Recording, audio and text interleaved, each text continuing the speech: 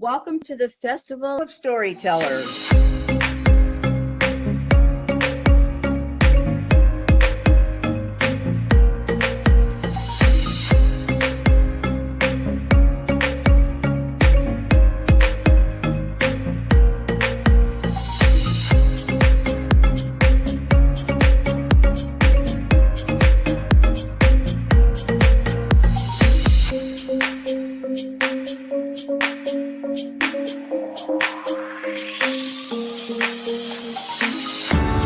I can't tell you how excited I am to be on right now.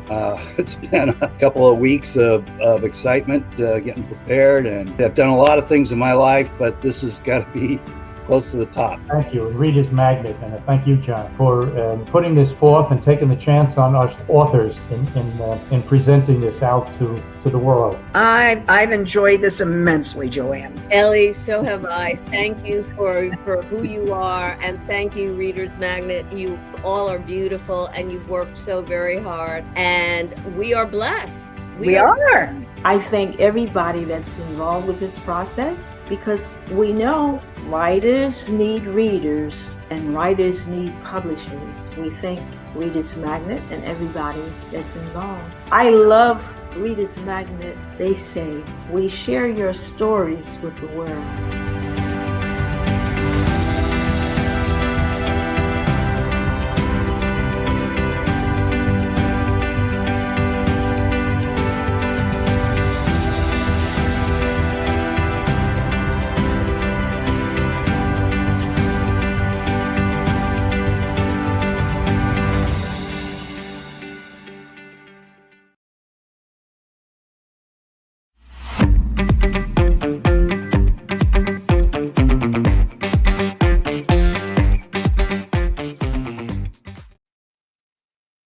Hello, my name is Jim TENEYCK. I'm the author of The Life and Times of Walter Reuther, An Unfinished Liberal Legacy. And I've been going through different sections of the book, but let me just say that I chose this topic. I chose Walter Reuther as the focus of this book because more than anyone else, during the period from the through the 30s, the mid-30s, well, the 30s on into 1970, when he was killed in a plane crash, probably he was involved in more of the events that were and the activities that were going on in this period than anyone else.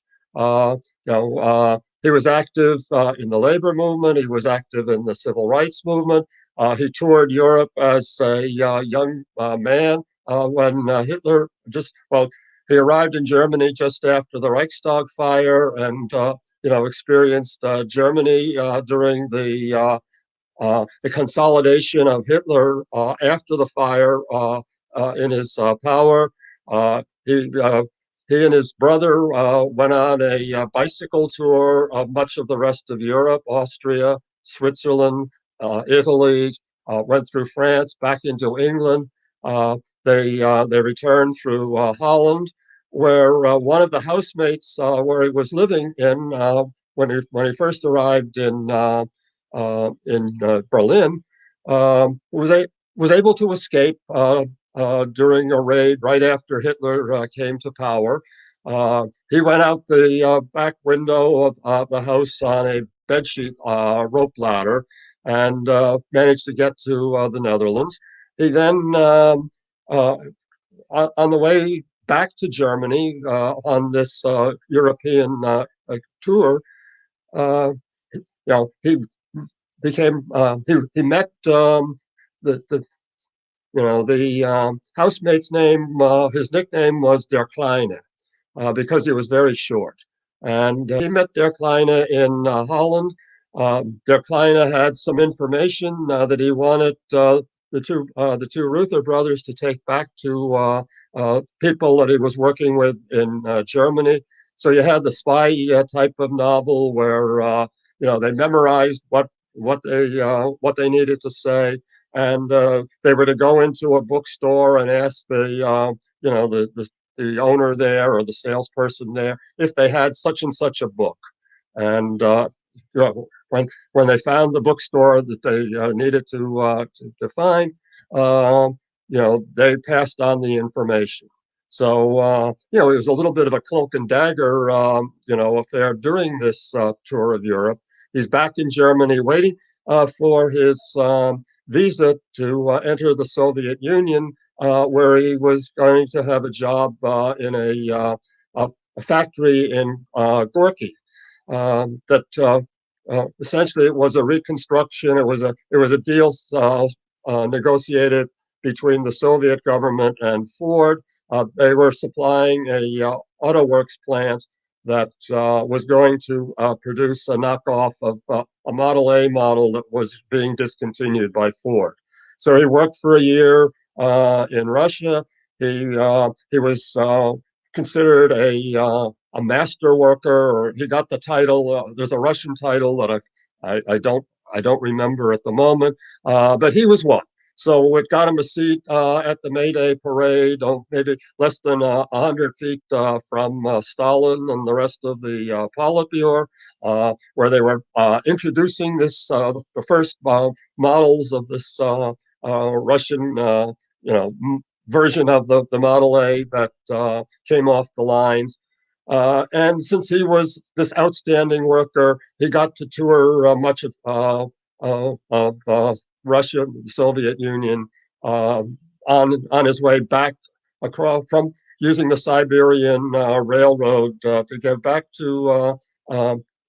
Ended up in Manchuria, which happened to be Manchukuo at that time. There was a dispute at the border between the Japanese border guards and one of his passengers, a man by the name of Haley Bell, who was the grandfather of Haley Mills, and he was turned out one of the main British agents in the Orient, in the East. So Haley Bell finally acknowledges, okay, I'll sign the name Manchukuo across out Manchuria. They get in. He has he visits a university in Shanghai, where he was invited there to give a talk.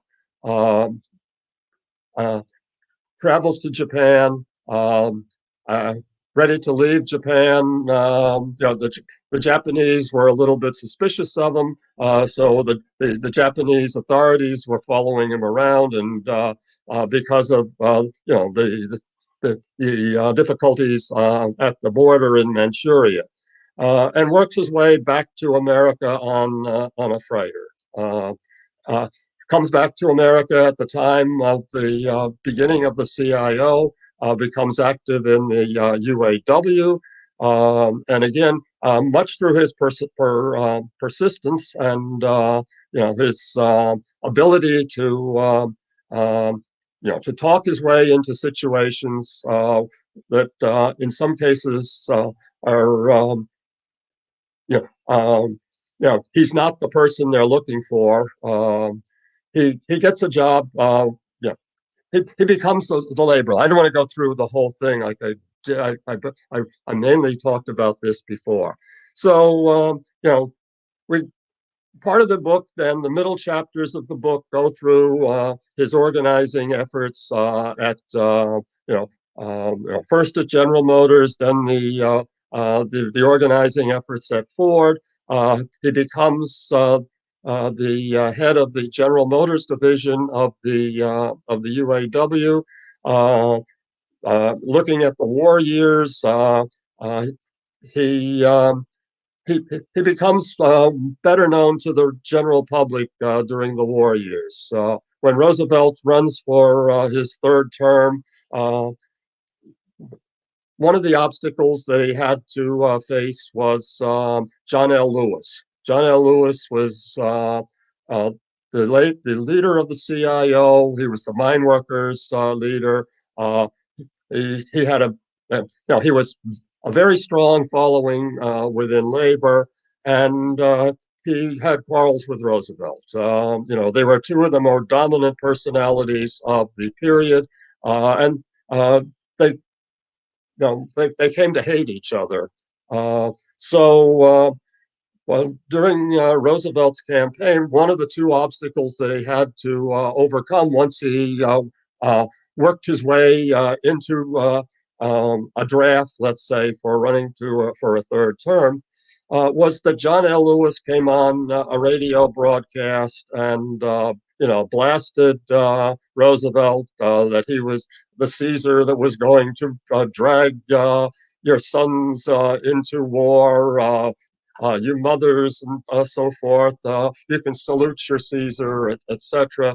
And at the end of it, he made it a choice, let's say, between himself and Roosevelt. That it wasn't the election between Roosevelt and Wilkie in the rest of the speech. It was a choice you could have Roosevelt or me. If Roosevelt wins, I'm going to resign my position at the CIO.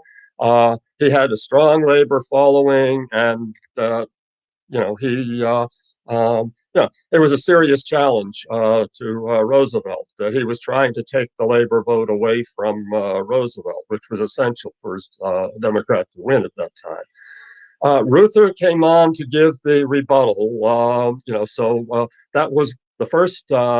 One of the first two instances of him drawing the national attention, and the other was his plan of 500 days, 500 planes a day, for producing aircraft using the spare capacity of the auto factories. The plan was that you're not going to start a whole new year. You'll extend the model year, and then the tool and die equipment that would be used to produce the next model year would be used instead to produce airplanes using the mass production methods that are used in the auto industry, as opposed to the to what was the aircraft industry did not use the mass production methods. The Battle of Britain was going on at this time. Reuther had been to Germany and saw the rise of Hitler, saw the dangers that were posed there. Excuse me. And saw that there was a Packard factory that was being built on his way into work, that he saw the progress of it day by day and realized that this thing isn't going to be ready until at least 1942, if not later. So it won't be producing planes for the next 2 years. The Battle of Britain was waging, and it wasn't clear at this point that Britain would actually survive and prevail in the Battle of Britain. So that grew national prominence. Talk about his labor career, the assassination attempts, one almost successful. His rise, his prominence within the Democratic Party. Initially, he was a socialist, supporting Norman Thomas in in his runs. Norman Thomas ran for president maybe 4 or 5 times in different cycles. But in 1940, he decided, if you're going to have any influence, you're not going to have it in a third party.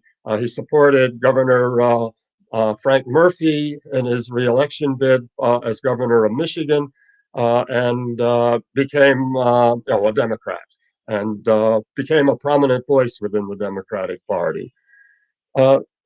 We went into then the 1950s, and he became an international figure during the 50s. He there was a dust up, call it a dust up, between the United States and India. India and Nehru positioned himself to be the leader of a third bloc, a neutral bloc. The more prominent members of that bloc was Nehru in India and Tito in Yugoslavia. And at one point, in a newspaper article or at some public address, George Meany, the president of the AFL And by this time, the CIO had combined with the AFL. We talked about that earlier. Um, insulted, India said, you're either, you can't, there's no neutrals in this case. You're either, you know, if you're a neutral, you're really against us. So you're either for us or against us, and caused a big stir in India. Uh, Short of Eisenhower, the two people that the Indian government suggested would be appropriate to send over for trying to soothe the ruffled feathers between the two nations was either Supreme Court Chief Justice Earl Warren or Walter Reuther. So Reuther went. He went to India.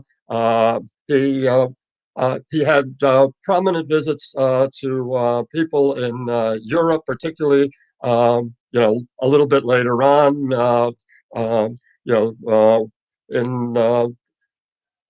the early 60s.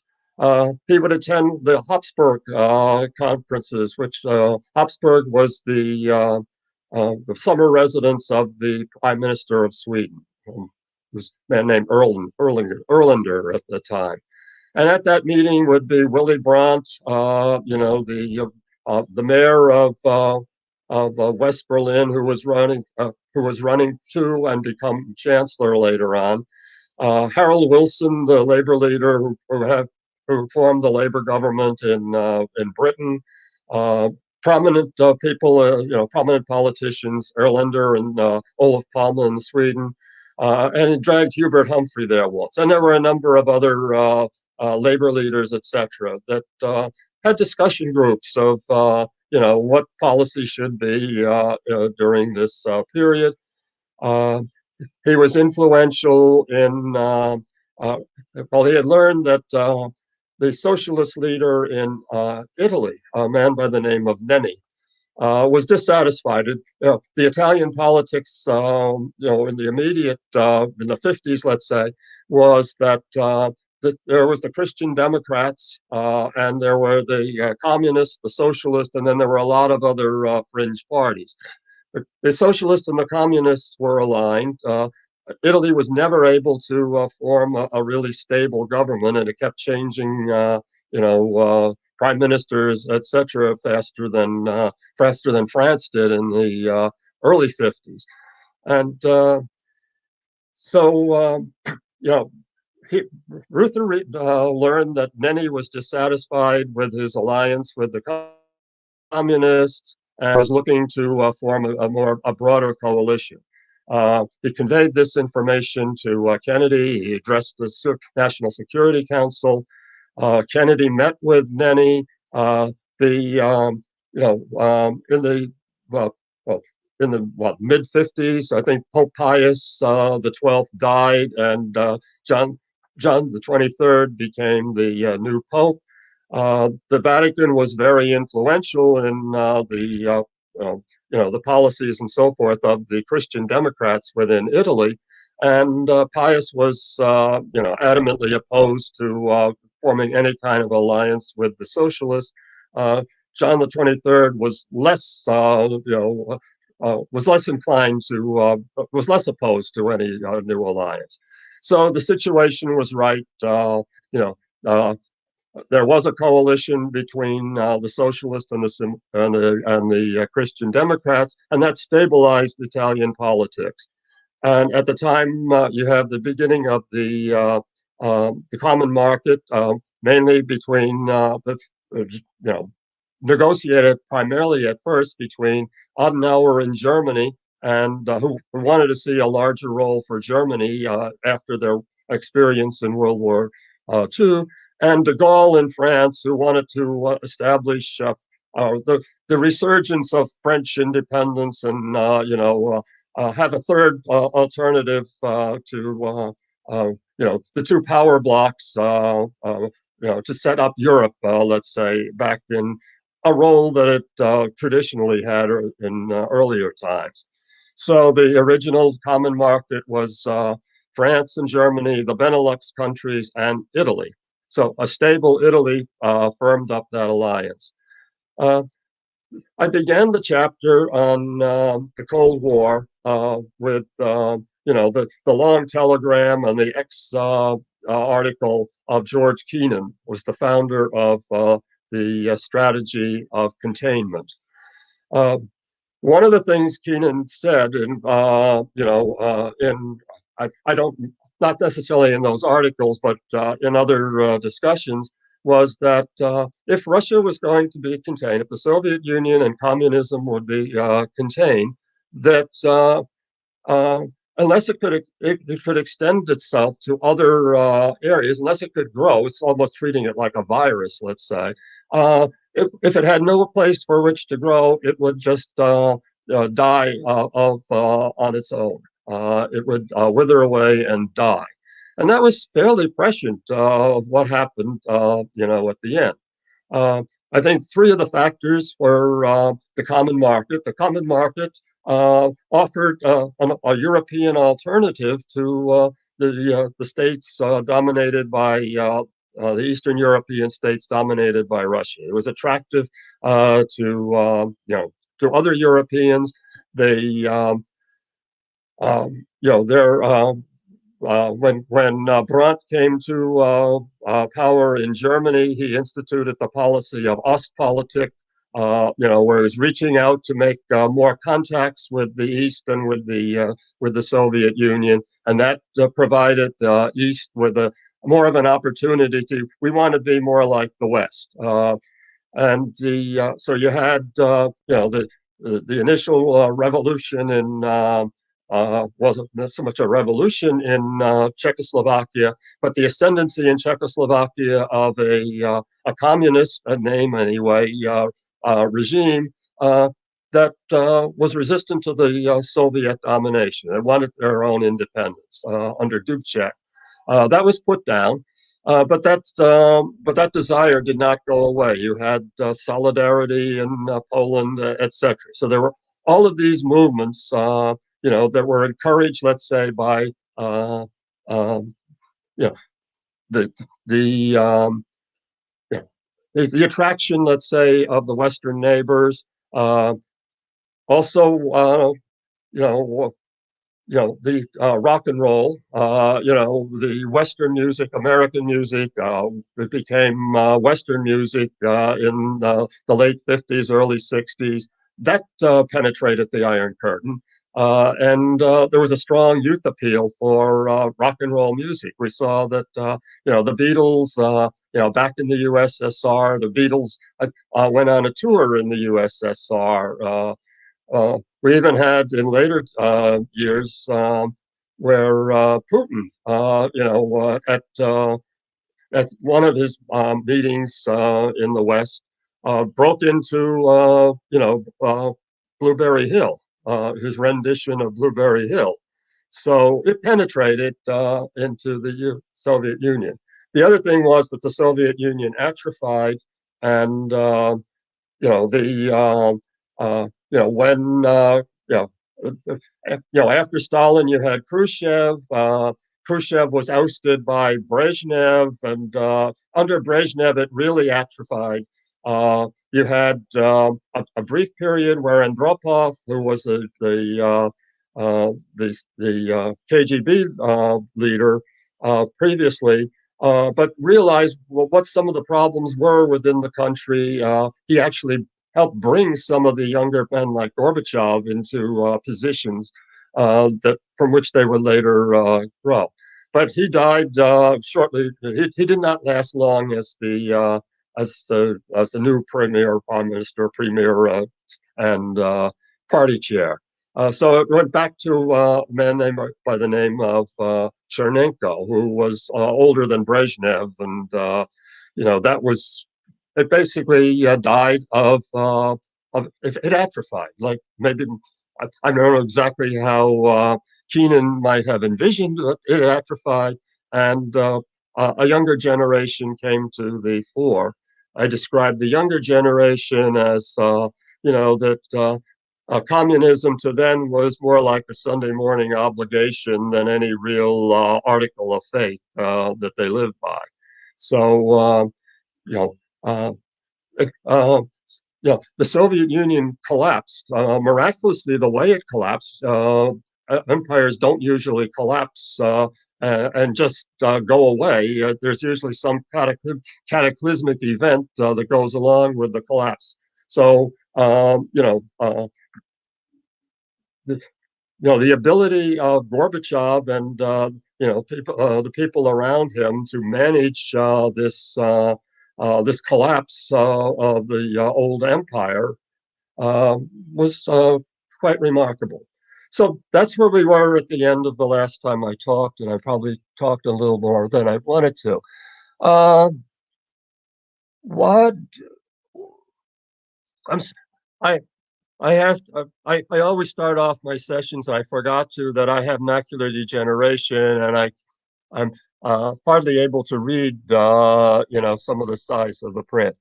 Why do why did you choose to write in this genre? Uh, well, my stated reason for doing it, yeah, when I had to fill out that form, why did you write this book? It sort of just happened. One of the reasons I wrote it was because uh, I was tired about hearing of hearing the word liberal and liberalism being used as a pejorative term by one set of politicians and not really defended or by another set of politicians. So there was a lot of things that happened during the period from, let's say, Roosevelt through Johnson that transformed America in a better way. Uh, you know, Social Security, the labor movement that raised the standards of living of the working people. The civil rights movement and the Civil Rights Acts, the Voting Rights Act, which and the Civil Rights Act itself, Medicare, Medicaid, a lot of good things happened during this period. That no matter how hard, the opposition, let's say, to these ideas fought them at the time, uh, they're an intrinsic part of the American society, and there would be no viable politician that would try to get rid of any of these, things today. So, the period of the liberal ascendancy, let's say, from Roosevelt through Johnson, uh, was produced a lot of gain for the country, and I was sick of seeing, the Democrats, let's say, just trying to get around, these not fighting for, what they had accomplished, what the Democratic Party, largely the Democratic Party, but not exclusively. The Civil Rights Act would not have occurred without substantial Republican support. During the early '60s, the Democrats included the Southern, segregationists. They were the Democrats. The Republicans were, basically pro-business, but there was the Midwestern Republicans that were more conservative. I'd say that supported Taft in 1952 versus the Wall Street Republicans, the New York Republicans, the East Coast Republicans that supported Eisenhower. Uh, the Republican on both of the coast, the Republicans that um, were some of them were more liberal than many of the Democrats are today. Jacob Javits in New York. There was Case in New Jersey. There was um, the Percy in Illinois. The Republicans, the Midwestern and Eastern Republicans, though, not totally the Midwestern, but the Great Lakes area of the Midwest. were rather liberal. And it was with their support that they passed the Civil Rights Act. More Republicans, I think, actually voted for it than the Democrats. There was a good working relationship between the Republican leader, Dirksen, who was a more conservative, farm area, let's say, Republican than some of the more liberal members of his caucus. But, he and Johnson were able to make their deals and get things done. And, you had the Civil Rights Act, the Voting Rights Act, Medicare and Medicaid. After the Goldwater, Medicare was initially it was the Medicare, what became Medicare, the health reform bill that was introduced by Kennedy went to the Ways and Means Committee, the committee that was the holding place for any legislation that came out into the Senate had to come through the Ways and Means Committee. It was the most prestigious of these Senate committees. It was chaired by a man by the name of Wilbur Mills, a conservative Democrat from, I think he was West Virginia, perhaps, or Virginia. He was, he was not particularly a segregationist, but a conservative Democrat. And the people that ended up on this committee, since it was prestigious, were the people that had been in the Senate the longest period of time. And the people that were in the Senate the longest period of time were in the people that were coming from safe districts, where they never had any serious opposition, and hence they had an extended career. I'm sorry, this is not the Senate. This is the House. I'm sorry. This is the House. They did not have a long. They had a longer career because there was no real challenge to them. So after after the Johnson election over Goldwater, the landslide, Wilbur Mills and people saw that the writing was on the wall. We have to bring this thing out, and it came out. There were actually three different proposals that were put in there. One by the AMA, one by the Republicans, and one was an extension of the original Kennedy bill.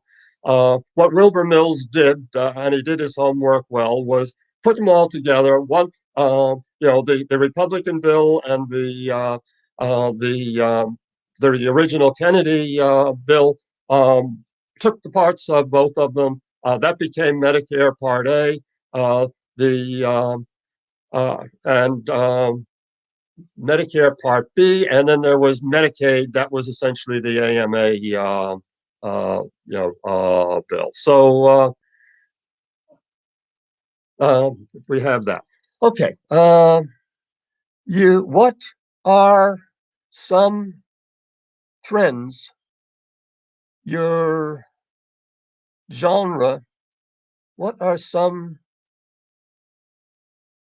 trends to your genre that excite you? Well, writing this book was a period of at least 5, I think it was more like 6 years for it to come to fruition. During that time, there was an awful lot of research that I had to do.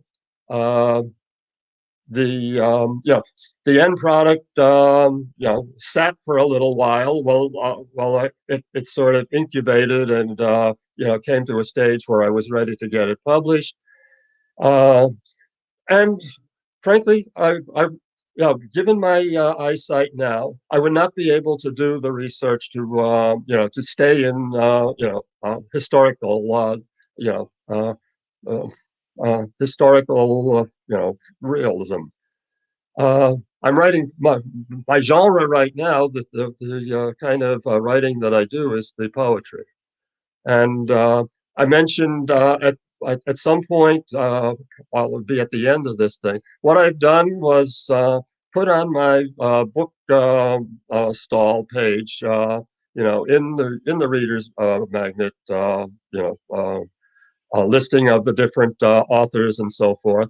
On my page, I have linked to some of the poems that I'm writing now, so that you can get an idea of me as a writer, and samples from the book. I have, I posted my third excerpt from the book today, and I have one more that I'm going to post. So to give you a taste of me as a writer, the kind of thing that I'm posting is, in doing a history, a factual history. There's a lot of research, you're putting things together, but then there's points of reflection. You sort of get into the different people that are involved, in the story that you are developing, and reflect on them. So the examples that I'm giving you are more a case of not flow from the doing the research and here's the flow of it, but rather, okay, now let's stand back and examine what does this mean? What is this telling me? So it was the conflict within. The first one I put up was the conflict within the young Ruther when he got the job at Ford. The family motto was serve your brother. There's no more noble thing to do in life than to serve your brother, and there's no better reward than to have done it well. So that came, from his grandfather, the original the Ruther that emigrated from Germany. His father was a young boy at the time, but that was part of his father's ethos. And when Ruther went to Detroit, he talked his way into the dye leader. There was an advertisement when he got there. He started working at Briggs, but Ford was a much better job, much higher pay, etc. So he saw the advertisement for a dye leader. A dye leader is typically somebody 35 years of age or more with a lot of experience. Ruther is a 19 going on 20-year-old kid that just arrived a few weeks earlier in Detroit. He goes to the gate, to go in and apply. And there's one of the Ford representatives at the gate telling him to go away, etc. And he doesn't go away. He keeps arguing. How can you tell by just looking at me whether I'm qualified for this job or not? You must be a very valuable person to the company. If you have these skills, maybe you should be getting a higher wage. Maybe you should be going inside, and you probably need a higher wage. And he wouldn't go away. And so after more than an hour of this, the guard lets him in. And then the next phase is the secretary, for where who has to call the foreman. She's reluctant to call the foreman, when she sees the kid. But he talks his way. I'm here now. Why don't you give him a call? When the foreman arrives, he gives her hell for, bringing him down here, when you've got this kid, just waiting. So Ruther says, well, now that you're here, now that you have the blueprints and so forth, let's do, what harm would it do? Just show me, the prints that you want to test me on. And, if I can't do it, I just go away. And so, the foreman shows him the prints, is impressed by, his knowledge, hires him, and he works his way up to a dye leader at a very relatively young age. And he's working up in the his way into the middle class through the traditional work, and he loves his work. He's good at it, and he likes it. Then he he uh, he hadn't finished his high school education when he arrived at Detroit. He finished that going to school at night and working days. The days were longer than the typical 8-hour days today. And there was a Fordson High School, I guess, that served people like himself who were older or whatever, trying to finish their education while while working. And he formed this support group called the 4C Club. C standing for companionship and citizenship and cooperation, and there was a fourth C in the same vein. And that was considered a worthy, they run a few little fundraisers. I have another question up. I'm just going to hold it for a second and try to quickly finish this. So, it was an organization that was try to run fundraisers and support other people like themselves in their attempt to go through school, pay whatever expenses they were going to have in doing that. And it had the support of the Kiwanis Club and the Rotary Club, and it was deemed this is a worthy activity by these wonderful kids. Then after he finishes high school, he begins college at what today is Wayne State. It was the City College of Detroit or City University of Detroit at that time. And there, his brother, Victor, finished high school in the traditional way, enrolled at West Virginia University, and hated it.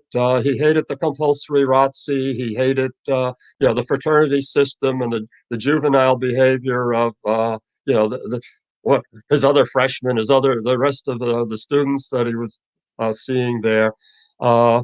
He saw that they had little concern for the suffering of the people that were, this is now 1929, 1930, where we're in the Depression, and he knows of the suffering, in the mines, within the general public. So, he's very disillusioned with his college. Walter tells him to come to Detroit. He was like, we can study law, but maybe that's the best way we can serve mankind, so to speak. So they do. He comes. He gets Walter back onto the family tradition of. Can we put that question back up again? I'm sorry. I just wanted to sort of finish the thread, and I missed that question. Could you put that back up again, Ryan? Okay, I'm sorry, for not getting to that. I was just about to. Are there other questions? I don't want to make this a lecture because, that's. I guess I still have that professorial mode, and okay, I'm sorry I missed that question.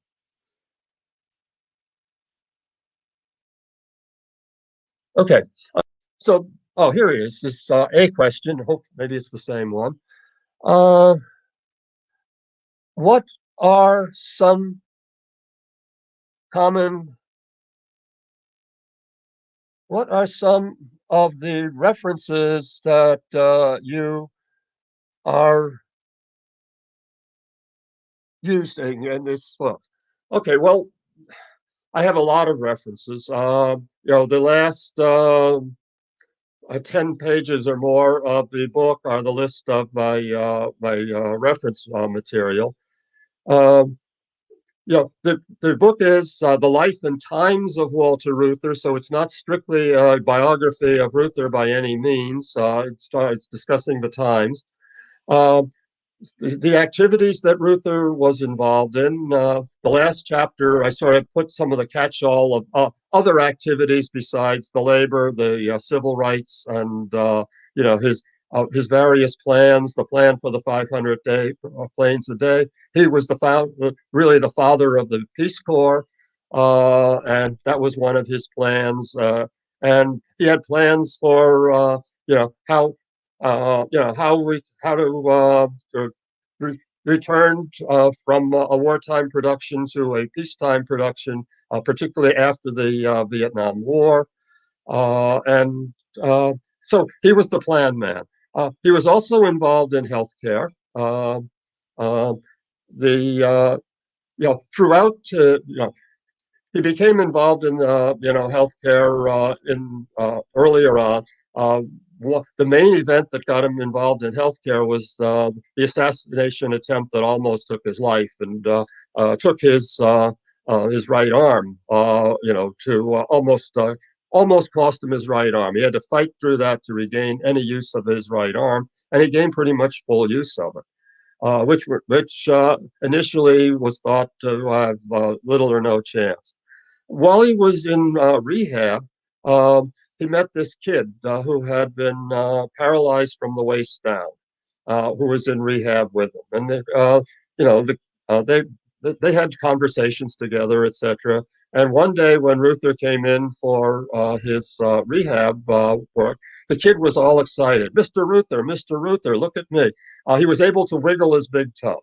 And that was the first real sign of any kind of improvement in his paralysis.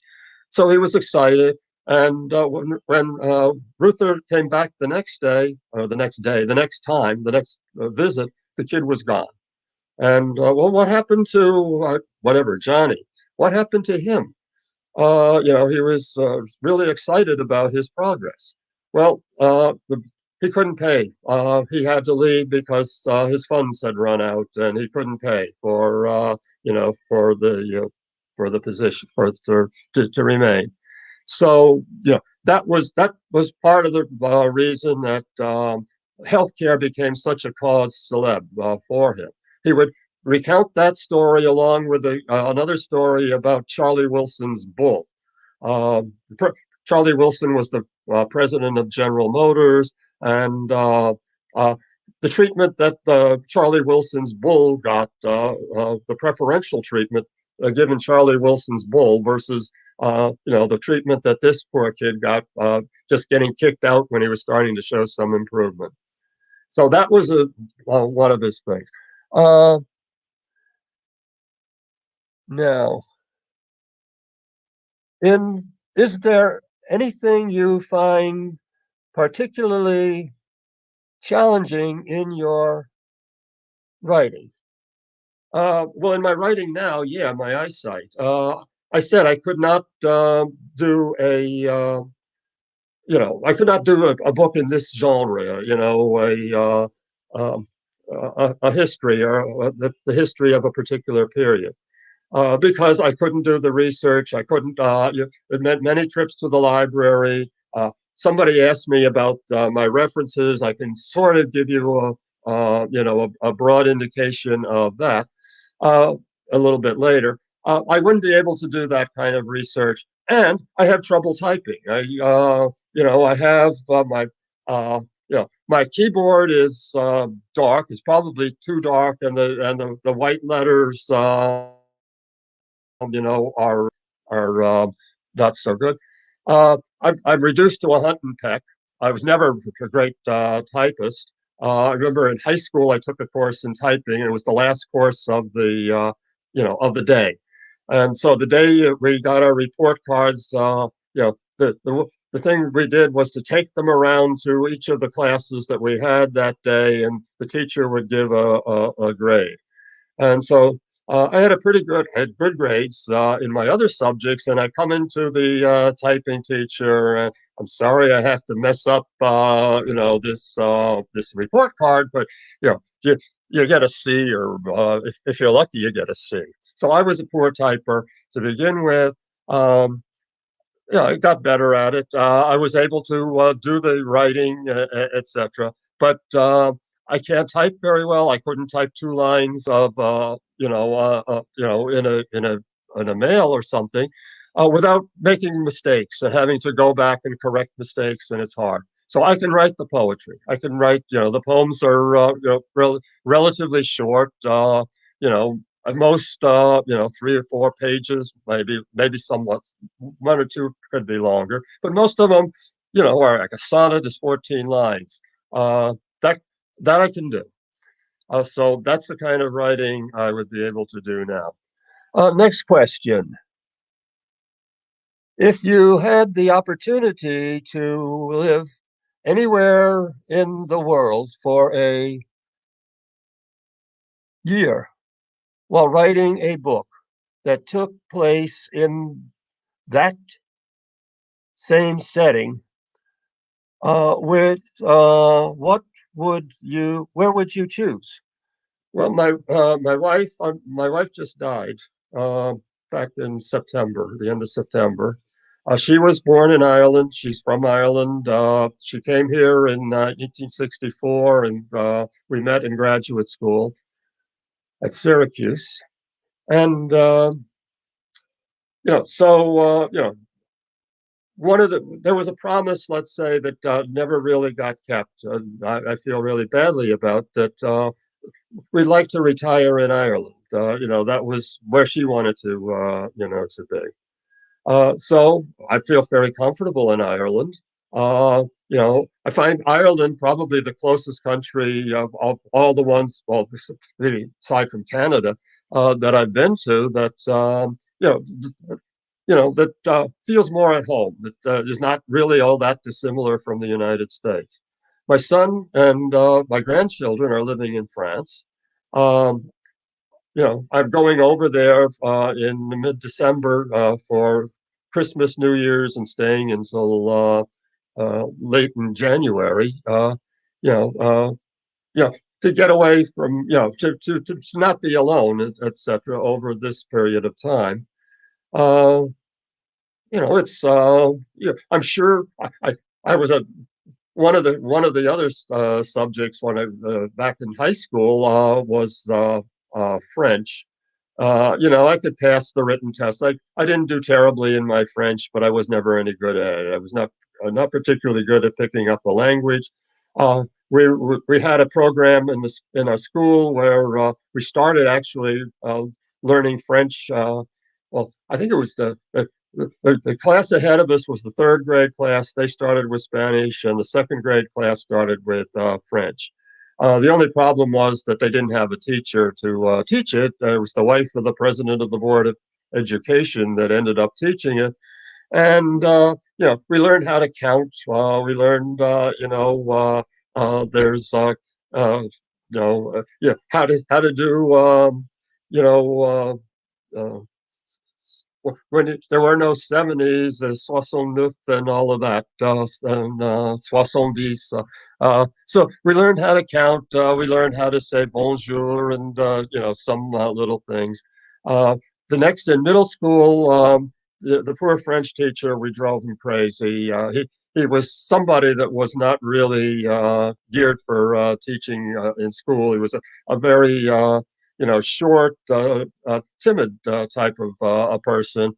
Uh, the landing in seventh, eighth grade. That's the worst grade level in which somebody with that makeup would land. So we never. He didn't make it till Christmas, and then they were left with just a study hall, etc. So the French, the actual French, they weren't ready to do this. They had a much better, a stronger program later, but after 1 year of high school French, which was supposedly French 2A, we were supposed to have at least a year of French by the time we got there. I switched. I ended up taking Spanish my last couple of years, but I wasn't all that great at that either. But good enough in my written work and so forth to get decent grades. So France, I, to write a book. Let me come back to that question. I'll come back to answer that question truthfully. Uh, what author do you like to read? What books have had a strong influence on you or your writing? Well, it's the poets, let's say, that I enjoy the most would be basically Yeats and Eliot, Robert Lowell, Elizabeth Bishop. Uh, I haven't read as much of you know some of the Harlem Renaissance poets. but I enjoy them. Books I've read recently, now they have to be ebooks where I can enlarge the print. So we had a Joyce reading, group, and you know, um, you know, well, I'd say one book I have to mention at the top would be The Magic Mountain. That was one of my wife's favorite books.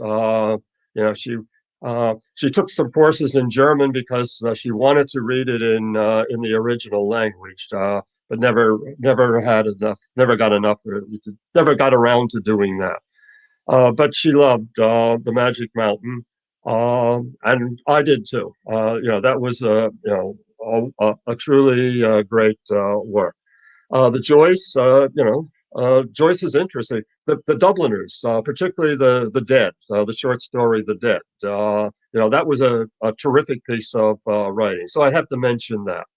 Um, you know, the there, you know, there are more technical books that I still read.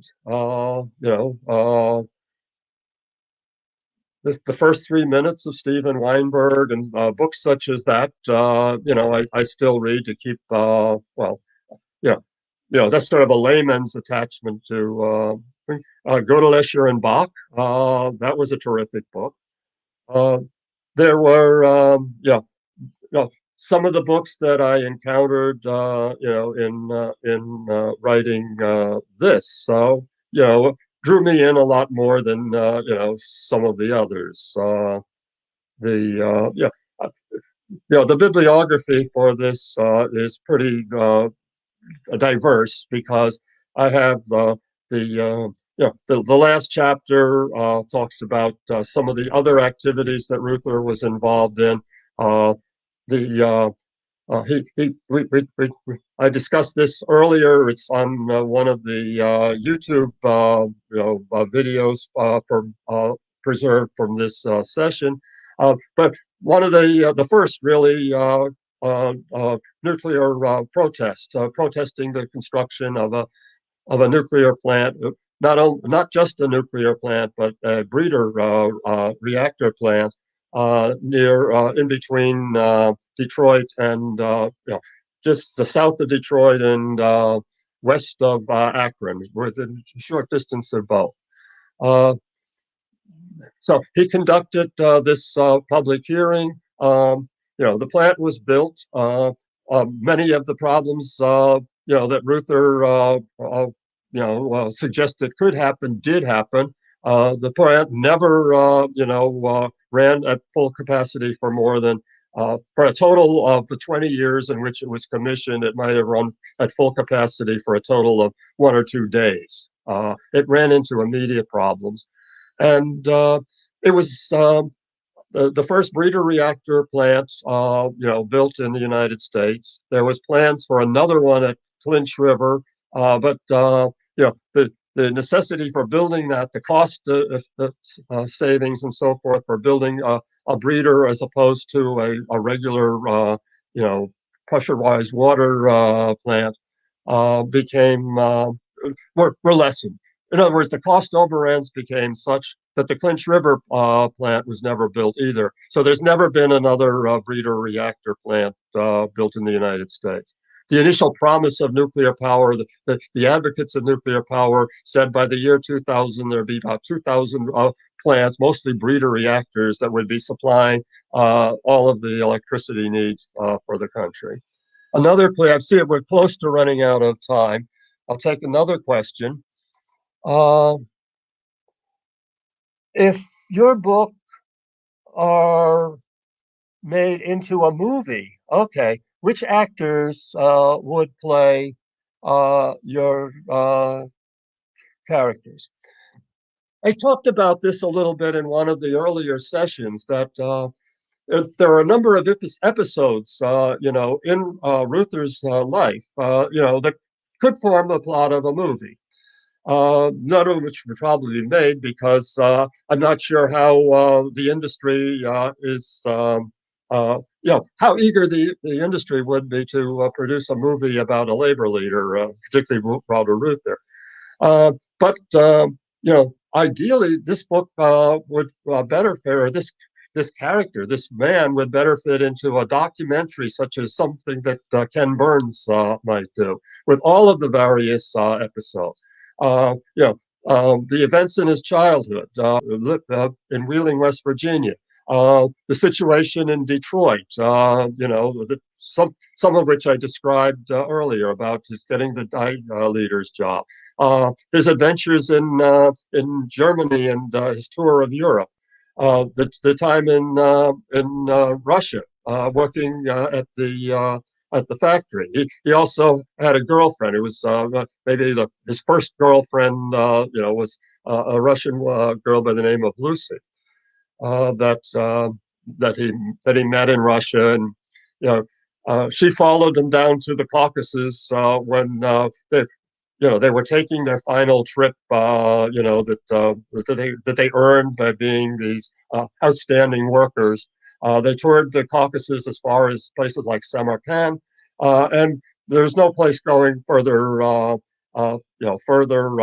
west because those post republics were not totally secure under Soviet rule yet. And then the trip even across on the Trans-Siberian Railroad, this 4 days, going to ending up in Manchuria, being stopped there. You don't get into Manchukuo unless you put Manchukuo on your passport. Haley Bell refused to do that. Next train comes in 2 days, and rather than refusing it again because they weren't going to get in, and the next train wouldn't arrive for another 2 days, they entered Manchukuo. Some of the things that he saw in China, during the brief time that they were there, and then working his way across on the freighter back to the United States. The early organizing. He came out of the first UAW meeting because his name attracted attention because of a credentials fight and a statement that he made. He got a seat on the UAW executive board, but no pay. No real local or anything that he was assigned to. He had to create it. Within a year, he created the largest, most vibrant local in the UAW. The Kelsey Hayes strike, the first strike that he conducted, and then the activities, the strike at Flint, the different confrontation. Well, not confrontations. One of the things that he learned from his father. And the early debating sessions that the father set up for his boys was you got to know the other guy's position, and you got to respect the other guy's position. For instance, during the debate about building the nuclear power plants so close to these major cities, the proponent for that was a man by the name of Walter Sisler, who was very much committed to developing nuclear power. Reuther was not opposed to nuclear power. It wasn't. He claimed that it should have been, a, a more modest plant should have been built further away from, the general public, and so forth. But the two of them debated. Walter, toward the end of his life, Reuther was awarded an honorary chair of peaceful uses of nuclear energy at the Weizmann Institute in Israel. And Sisler came on his own dime to be there with him when he was awarded this chair. So he didn't necessarily antagonize his debating partners. He did antagonize. He and George Meany never cut it off once the two, the AFL and the CIO merged. there was always a conflict between autos and steel that I went into. The auto workers and the steel workers worked at cross purposes so much. So there were antagonisms there. Um, I'm over time, but I'll take another question. Do the works of Walter of attempted I'm sorry, do the work works of Walter still impact the Democratic Party? Well, he's been dead for the better part of 50. He died in a plane crash in 1970, uh, right after Kent State. The last public act that he did was to write a public letter to Nixon, telling him that it's his job to bring the country together, and criticizing, implicitly the Cambodian invasion and what happened at Kent State and later at Jackson State. So that's the period in which the plane crash occurred. He was an early conservationist, an early supporter of the Earth Day. He spoke at the first Earth Day, event at his daughter's college. And he was going to, on the fateful plane crash, he was going to the Black Lake resort that the UAW built for the workers, activity. It was going to house the first convention on the environment, a pre-convention for the larger convention that was going to be held by the UN later in that year. So he was going to see that everything was ready for that particular convention. He probably would have been an active conservationist now. On the healthcare, he approached Ted Kennedy at this point. This was in 1968. Said he wanted Kennedy to be the chair of the Committee on Health in the Senate. And Kennedy told him, well, my job is going to be education. That Pell from Rhode Island, one of his friends, was going to be heading the healthcare committee. So lo and behold, a few days later, Pell decides to take the committee assignment in education, and we have the Pell grants, from that time. And Kennedy became the chair for of the Health Services Committee. The first public plan that Kennedy supported was Reuther had formed this Committee of the 100 that became the National Health Insurance Committee or something a little bit later on.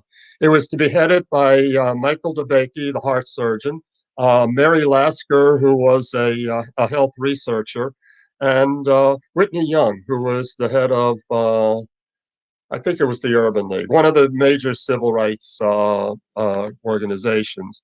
And, it was going to be staffed and filled by these other people. So this was late in Reuther's life. Reuther died, much before, this committee made its initial reports. The leaders, the nominal leaders like DeBakey and Lasker and Whitney Young died. I think he was in a swimming accident at some point on a beach, and he died shortly after the health care debate started. So a lot of the main leaders, were just there more or less in name only. Reuther not being there, he was the dynamic force that might have gotten more out of the committee than it did. But the original plan of the committee was Kennedy's original healthcare plan was the product of this Committee of the 100, and that changed, as time went by. So. there was that. And I'm forgetting now what the original question was, and I'm talking well over my time. So if there are no other questions, I invite you to come to my booth. I have examples of my writing. So you get a sample of how the book might read. And examples from the poetry, so you can evaluate what kind of a writer I am in that vein as well. And thank you. I will next have a booth session on Saturday at 6 o'clock, and I have an author of the hour session scheduled for 4 o'clock on Sunday, and I think I scheduled a booth session for 6. At the time, I didn't know when I was scheduling these things, I didn't know exactly what was happening on each of these days. So I have another session at 6 o'clock on Saturday, and an author of the hour session on Sunday at 4, and a session 6 o'clock. So if excuse me, if I didn't answer some of the questions that I saw, 5 more minutes to go. Well, I think my 5 more minutes to go would happen about 15, 20 minutes ago. So thank you for coming. I hope that you do, visit my booth and maybe get a better idea of what my writing might be like, and so forth. Thank you.